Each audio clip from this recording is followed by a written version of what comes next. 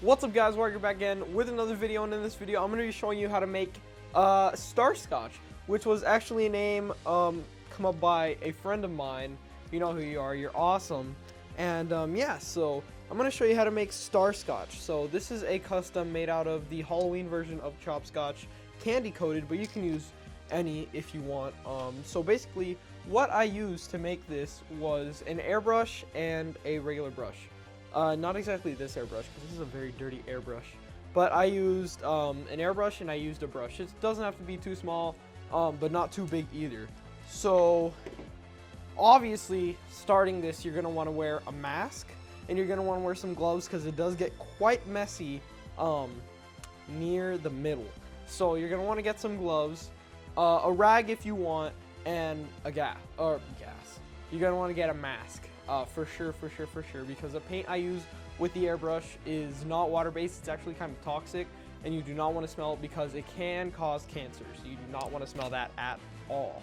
But with those warnings out the way, let's get started. So first off, we're going to want to start to take the figure apart.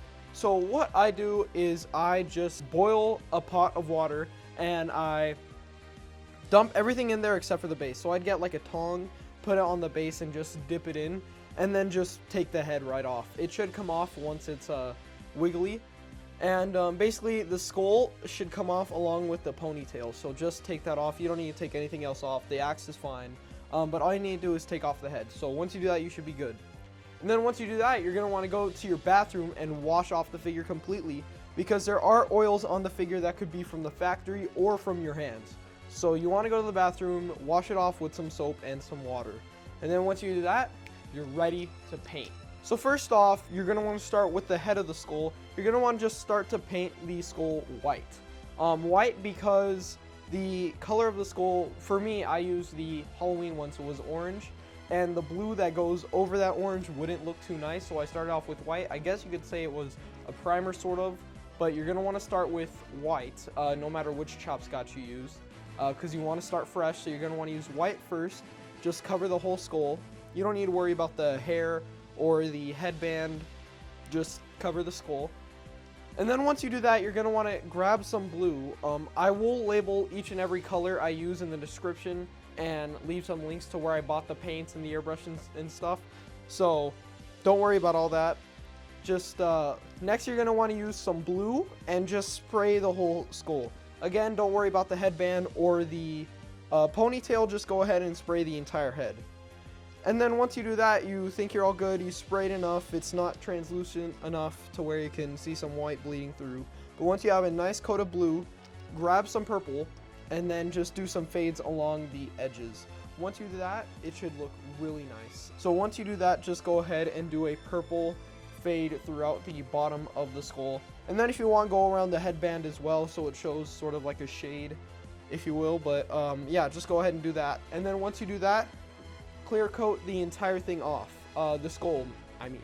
Because the next step that you do with the skull, the eyes and the indents in the skull, it will be messy, and you want to make sure that you use a nice slippery base, I guess, if you want to say that. Slippery base, so then you can just wipe it off and it won't get stuck to the paint you already have on the skull. So go ahead and clear coat it after you do that completely, and let that dry. So while you let that dry, I would actually go and paint the axe.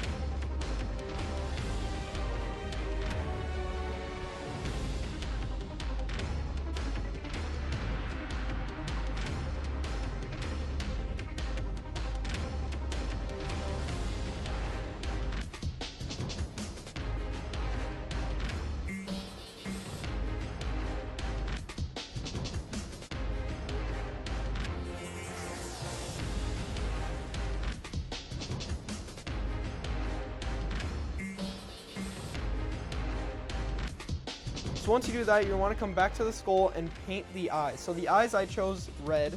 I painted them with this brush right here. Don't get too thick with the paint. You're going to want to use some water along with it.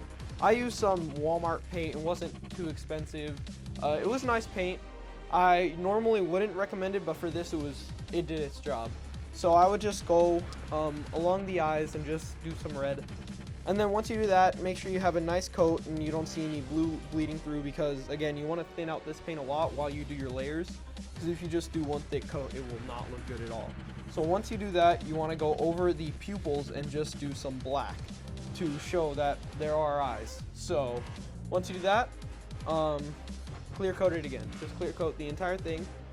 And then once it dries, go to the edgings or the etchings of the skull, and for the middle part of the skull, I did black. So what I would do is just dab your brush into these indents with thick paint, not too thick but thick enough, and then just grab your finger or a rag and just swipe it. I thought this worked out well. So I would just do that for the etchings. What I did was for the middles, the two middle etchings, I did black, the sides white, and then the last sides black. But you can do it in any order you want. For me, I did that order, but it worked out really nicely. And then for the little like circle dots in her skull as well, I just went off and did black because it made it look more realistic. I don't want to say realistic, but it added more character to it, in my opinion. So you can do, again, whatever you want. You could do white, you could do, you know, any color. But I did black and white. And then once you do that, I would go ahead and paint the ponytail red to match the eyes. So whatever color you do the eyes, I would suggest doing the hair that color as well, because it matches it really nicely. And then once you do that, paint the headband, and you're pretty much good to go. After the video, I actually went to the gloves and to the bone on the headband and painted some gold on there, because it looked too basic for me without the gold there, so I painted that on to match the belt and the axe. So let me know if you guys like that. I actually really like it. So once I did the gold on there, I brushed on some gold on the gloves and the bone, and I just put a nice wash on there. And then I went over and painted the gold on the like the highlights, because really the wash is only for the indents. So if you have some wash over some really high points of the paint, it's not really needed. So I would just go over that with some gold. And then once you do that, you're pretty much done. I would just clear coat the entire thing, so then the paint is sealed, the paint is nice, and then just glue it, because you did take it apart. So I would glue it, and you're pretty much good to go. You have your custom Chopscotch. Now, this tutorial was a bit messy. It was my first tutorial, so I'm going to try to do some more in the future. Some cleaner ones, some nicer ones, some more in-depth. I have a lot of different ideas I could be doing for customs. So if you guys want more, let me know what type of customs. You know, I've done some stone variants. I've done black and gold variants. I've done, you name it, I've done it. So let me know if you guys want to see some more tutorials. Leave a like, subscribe, don't forget the fair button, and I'll see you guys in another one. See you later, guys.